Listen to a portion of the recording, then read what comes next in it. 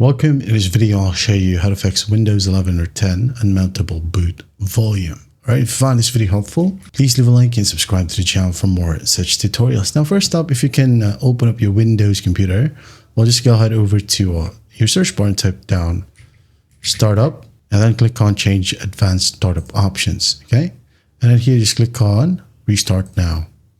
Restart Now. Okay, as we are going to enter the Windows recovery option or section. Now, if you can't log into your Windows computer, okay, you'll have the black screen or blue screen. All you got to do is just restart your computer. Force restart it every time it shows up your Windows logo. You force restart it for about 3 times, and in the 4th time, it will show you the Windows recovery section, just like this one right here. Now, once you're in here, just click on Troubleshoot, Advanced Options, and Command Prompt. Okay, we are going to type down check disk, type it down this way, /R, C, colon, okay? C right here is a C drive or where our OS is installed. Yours may be different, okay? But most of the time, it's on C, okay? If yours is on D, well, change it to D. Otherwise, that's done, just hit on Enter. And just wait for the process to finish. This one right here will check your bootable drives or your system drives.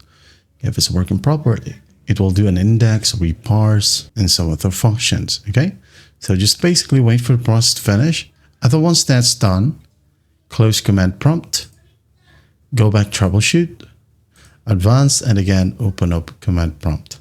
Then this time you're going to type down bootrec /fix mbr, just like so. Hit on Enter. Now, type down bootrec /fixboot. Hit on Enter. And if you do have an error like this, access is denied, just continue, okay? Bootrec /rebuild bcd. Again, /rebuild bcd. And then just hit on Enter. I'm not going to do it because I don't have a problem with this computer, okay? Hit on Enter, wait for the process to finish, and lastly, type down sfc /scan. Now, hit on Enter, and again, just wait for the process to finish. And once everything is done right here, you can just go ahead and close the Command Prompt, continue at the exit to Windows right here, and you should be good to go. And that is how you fix Windows 11 or 10 Unmountable Boot Volume.